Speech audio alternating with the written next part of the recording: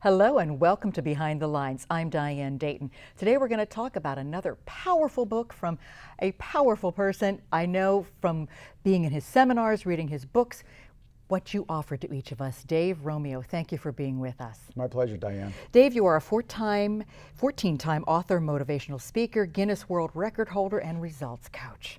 And I think what's so amazing, you and I were talking off the camera, the Guinness record still holds. And what is that? In 1984, I caught and released 3,001 largemouth bass, and it's listed as the most fish caught in a season. Wow, excellent. This book, Moving Towards Mastery, is a powerful book. Why did you write this? Well, for several reasons. First of all, this is the third book in a trilogy of personal growth books, which started with striving for significance and then went on to pursuing your passions. So I was anxious, as you can imagine, to have the entire trilogy complete. So that was one reason. Second, I really wanted to help people to become the best that they were possible at whatever they wanted to do. And one of the things I learned from writing this book is there's a law called the law of 10,000 hours. And if you've ever really pursued something and mastered it to the best you could be, it probably takes at least 10,000 hours to get there. So I was looking at the areas in my life where that was true. Well, number one, bass fishing, that made sense. Right. Number two was goal setting. I've completed 3,400 goals out of 3,400 goals in the last 13 years.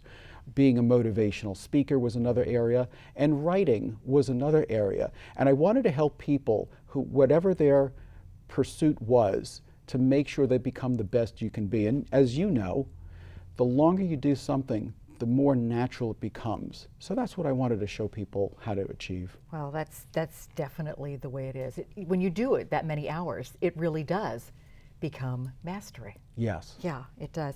So the difference between mastery and perfectionism is what? Yes, well, perfectionists drive everybody and themselves insane. So you don't want to become a perfectionist. Mastery, and the book is called Moving Towards Mastery. It's not called Achieving Mastery because it's an absolute. That's really hard to do. It's like saying I'm the best communicator or I'm the best guitar player. You can always get better. But the best way I could explain it is this. I don't like to pull up weeds out of my yard just because I see one, because one time I got poison ivy. So what I'll do all week long when I'm getting the mail, I'll just eyeball where are the weeds so that on Saturday I can put my gloves on, go out and take care of all those nasty weeds. Well, without fail, Sunday morning I'll go out and get the newspaper, and sure enough, there's a weed, there's a weed. Where did all these weeds come from? You can't actually achieve perfection, but you can pursue mastery. And so you have to understand that whatever you're pursuing, you're going to move towards it even if you don't actually achieve it. Perfection is not the goal. The pursuit of perfection is the goal. The first chapter, The Awakening. Yes. Expound. Yeah, I had forgotten about this for many, many years, and recently I had a conversation with my wife, and I explained to her that when I was growing up, I just envisioned myself becoming a mailman. I don't mean working in the post office, but I meant a mail carrier. And it wasn't because I wanted to be working outside or I wanted all the sunshine or all the exercises. The reason I did it, Diane, is because I thought I could go the entire day without interacting with another human being. And that's because I was very shy and introverted. Wow. So I always thought it would be okay to just get by in life. But I never really had to worry about that problem because of one man and one decision. In 1984, when I got into the Guinness Book, the editor of the Guinness Book of World Records asked me if I would be interested in publishing my own book and also getting into the book. And that one decision on his part changed my life. It completely altered where I went and who I was. And I had to outgrow my shyness. And now for 18 years, I've made my living as a motivational speaker. Go figure.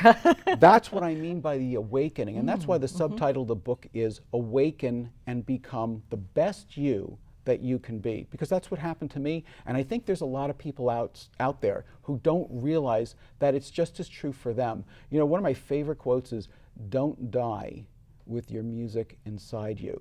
You have a great person inside you and so much potential. You want to make sure that you share it with the world. Yeah. The ultimate success formula Yes. is what? You know, I call it that because it will work for anybody in any walk of life and at any level in an organization. And there's only 4 steps to it. But if you follow these 4 steps, you can't go wrong. Let me share with you what they are.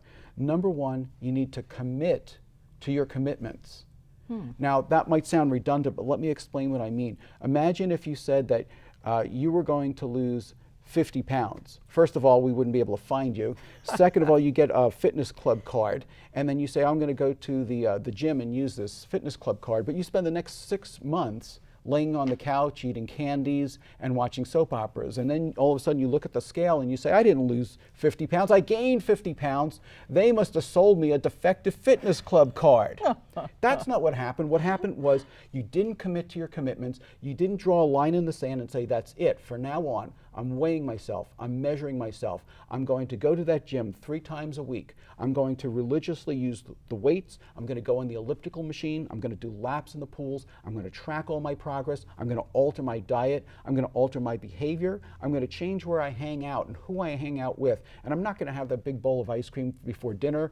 And I'm going to keep on this until I hit my goal and even after that, so I don't backslide. That's what I mean by committing to your commitment. Wow. Number 2 is be super responsive. Most people are responsive. If you have competitors, even your competitors are responsive, but super responsive is different. Imagine if you went home today and all of a sudden you saw a small fire in your kitchen and you call 911 and they race over to put out that fire and they get there first thing tomorrow morning. Now, they've been responsive, but they haven't been super responsive. There's a big difference. I always tell salespeople, if you want to triple your sales, cut your response time in half. The third step is to be congruent. Now, I first heard that term in a math class, but all it really means is your words match your actions. You have to do what you say you're going to do. And then the fourth part of the formula is to be consistent. And it means you have to do the other 3 all the time. The late, great, legendary Zig Ziglar had a great line about this. He said, no married man in his right mind ever goes on a week-long road trip and comes back and says, hey, honey, I just want you to know that while I was out of town, I was relatively faithful. It doesn't work some of the time, most of the time, 9 out of 10 times. You have to do it every single time. So if you commit to your commitments, if you're super responsive, and you're congruent every single time, I guarantee you, you'll be successful at whatever you do. Wow. Makes sense to me. Dave, we're going to put your website up on the screen. What are we going to find there? Oh, there's so many things up there. There's a brand new blog that just came out, and it started this year. It's called Dave Romeo, Encourager in Chief. And I wanted to be able to help entrepreneurs, salespeople, and business people just get through some of the difficulties that they would normally have in life. All my products, all my books, CDs, DVDs, they're all up there too. Okay. And you also talk about the different coaching sessions and seminars that you do too. Is that correct? Yes, there's 80 different seminars. They're listed on there, including this year's schedule, so you can go on and find anything that you're looking for specifically, and lots of video testimonials from clients. Now, when you say 80 seminars, that's a lot of seminars. Well, it's like the old riddle, how do you eat an elephant? One bite at a time. Okay. One bite at a time. Writing, is it therapeutic for you as well? It is. It's very cathartic. It gives you a release. And it's funny because before you write a book, you have an idea about what you're going to talk about. But when you start to look for the examples that are going to go in that book, all of a sudden it's like a file opens up in your head and says, pull this one out. And sometimes it's a story I've never told anybody before in my life. But it's almost as if that story was just waiting for an opportunity to be heard, to be a lesson for somebody else's benefit. And stories are all around us, aren't they? Oh yes, I can't believe a grown man is even allowed to make a living telling stories, but that's what I found out I do. And one of the books that we had talked about before was The Write and Grow Rich. That's absolutely So true, you've been yes. helping other people tell stories as well. Yes. In fact, I got some great feedback the last time when we were talking about that book. There was an 88-year-old lady who watched the show, got the book, and believe it or not, she had written a book 20 years earlier but never got it published. Right. I'm editing her book as we speak, and every week we get together by phone, and I'm helping her to achieve her dream of publishing her own book before her 89th birthday. That's excellent. That's wonderful. Well, this is a great book, Moving Toward Mastery, and we're going to talk more about this book when we return, so stay with us. Welcome back to Behind the Lines. We're talking to author, 14-time author, Dave Romeo, Moving Towards Mastery. Now, in this book, you talk about how to execute your great ideas. You know, it's funny, Diane, even on the way here today to the studio, I got a call from one of my clients, and he was saying the biggest problem he is seeing with business people is they don't return phone calls, and they don't follow up on what they say they're going to do. And you know, there's so many people that live their lives with regrets because they had great ideas and they didn't execute them. So I've come up with 8 questions that I encourage people to ask themselves before they want to accomplish anything or complete a project. So I'm going to give you the questions, and I'm going to show you how effective they can be. So the first question you have to ask yourself is, what do you want? Would you believe most people, they have no idea what they want. They know what they don't want, Right. but they don't know what they want. So you have to ask yourself, what do you want? Wow. The second thing is, why do you want it?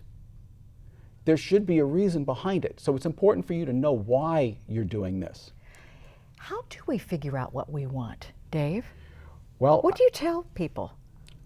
I've got a goal list. On my goal list is everything that I want, and if it's not a goal that I want, it's a tool to help me get something that I want. So I guess you figure out first, what's most important to you? Okay. How do you want to be remembered? What do you want to be remembered for? What are you best at that you have a gift to share the world that you want to impart? Okay. The third question is, why do you want it? Sorry, that's the second question. Third question, who will benefit when you get it? That's Okay. another important question. And I'll go through, and give you some answers for all of these. Fourth one, when will it be done? It's important to have a deadline because it keeps you on track. Number 5, how will you track it? And that's where I think a lot of people run into trouble. They start out well, but then they get distracted and then they never finish what they started. Okay. Number 6 is, what do you need in order to do it? So there might be resources, there might be other people involved.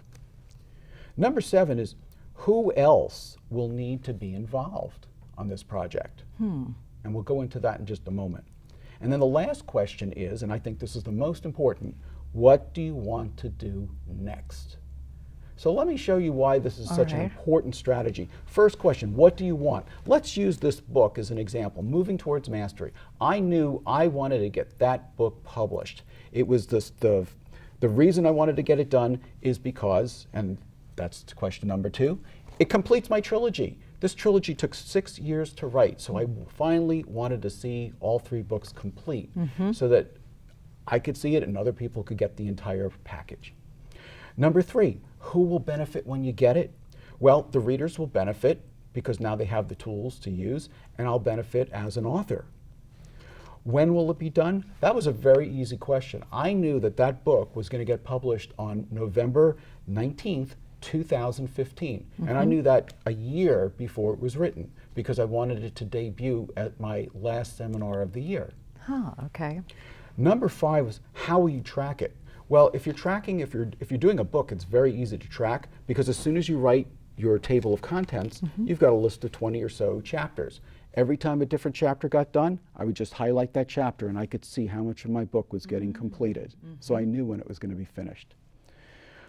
What do you need in order to do it? Well, in this case, I needed time because before I did this book last year, I was scheduled to shoot a DVD of one of my seminars, and I was also going to record a 6-CD audio program, and I needed to work with the engineer and the videographer to shoot everything first so they could go into post-production, work on it, and then I would be free and clear just to work on my book. Okay. The next thing was, who else needs to be involved? Well, with the book, it's the proofreaders, it's the editor, it's the cover designer, and the publishing rep. And then the 8th question, what do you want to do next? For me, that's my motivator. What I want to do next is get my next book published, which is going to be called Getting Past Your Past. saying hello to happiness Wow. and bye-bye to baggage. And that book is going to be published this year at November 17th, 2016. And I knew that was going to get published this year because I used the same formula as last year. Now, to show you just how impactful this is, not only was I able to get this book published on the exact day that I said, on the same day, I also published the DVD and the 6 CD set. So it's hard to publish a book, but to publish a book, a CD, and a DVD all on the same day, that was an accomplishment that I always wanted to strive for. Wow, that's excellent. What a strategy on how to really execute these great ideas. For people that get frustrated with themselves because they said, I should have, I would have, I could have, and they don't do it, I hope these questions will make it easier for them to follow through on what they really want. There's a chapter in the book. It comes with the territory. Yes, I wrote this chapter because for years I worked as a headhunter, a recruiter, and there was a lady that I would see and I knew for many years, and it seemed that every conversation I had with her always wound up with her saying at some point, and I've got to move out of Lancaster County because when I think back, every bad thing that ever happened to me happened in Lancaster County. And what I try to say to her is, it has less to do with your geography and your location than it does with your decision making. She made terrible decisions in relationships, in jobs, with money, with investments, and her decisions really cost her. And the way I could explain it is this. I came from New York. I grew up on Long Island. Now, I loved being so close that you could go to see Broadway shows or go to Yankee Stadium or Shea Stadium with my grandfather. You could walk to the Nassau Coliseum and see the Islanders play. Wow. I loved going to all the concerts and seeing all the entertainment that was there. I love my friends. I love having all these great places where we could go fishing very easily, and any entertainment you want was close by. Now, I didn't like the graffiti. I didn't like the traffic. I didn't like the crime. I didn't like the grime. So there were trade-offs. Yeah. I moved to Lancaster County. I love Lancaster County. Almost every good thing that happened to me happened here. I love the people. I love the friendliness. I love the countryside. I love being able to see the sun set behind the mountains behind my house every night. Wow. I just love being a speaker and being so welcomed here. What I don't love is when the road says detour and you're on your own and you have no idea which way to go next. I don't love that you have to drive 4 hours to go to a professional hockey game.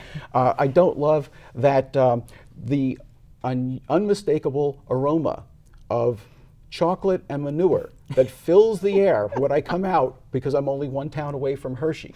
But the point is, it comes with the territory. You have to be willing to take the good with the bad and accept the trade-offs. Yeah, for sure. What is the DRIP program? Oh, the DRIP program, that just came out today, actually. And there were people that were contacting me from all around the country. And they were saying, you know, it's hard for us to get to Pennsylvania to go to some of your seminars. Is there any other way that they're available? Well, now they are. So about 2 years ago, we started recording the seminars, and these were just done in studio. But the entire seminar is recorded and then broken into drips or segments. Okay. So you can now order the seminars online, sign up for it. The first one that came out today is on Survive and Thrive in Your Own Business, Part 3. It's how to increase your sales, profits, and cash flow.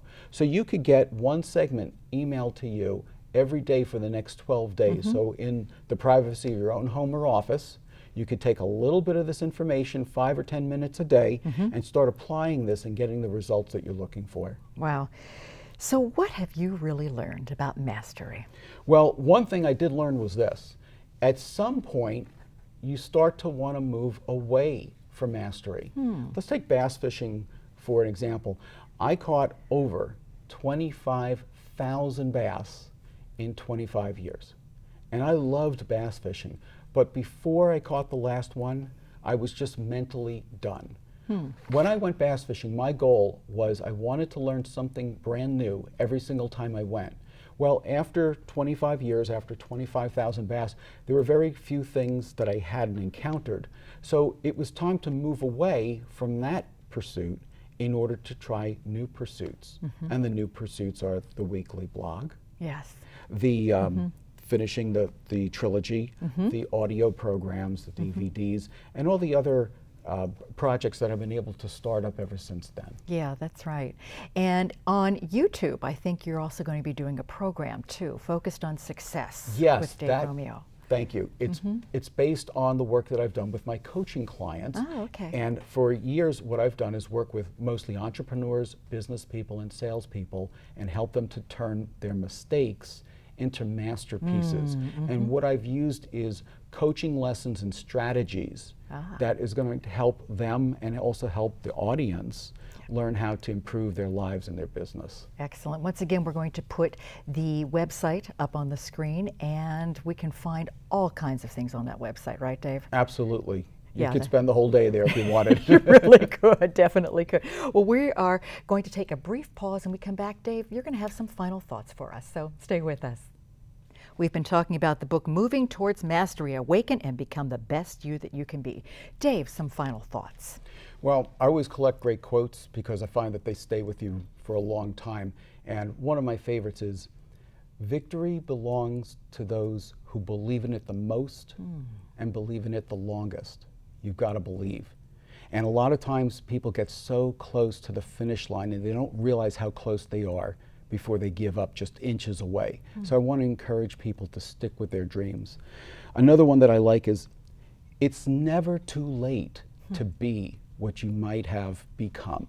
Some people think, well, it's too late for me. Do you know that when Napoleon Hill wrote Think and Grow Rich, he studied all these famous inventors? Not one of them had done anything of note before they turned 40 years old. Wow, okay. Another one that I like is, sometimes not getting your dream will lead you to your destiny. So when you suffer a setback, it might only be temporary and might lead to the most important breakthroughs in your life. Wow. Another one I like from John Maxwell is, if you keep on growing, you will keep going. And that's the truth about life. Wow. And the last one I brought is, you can never fail if you never give up. Wow, and that says it all.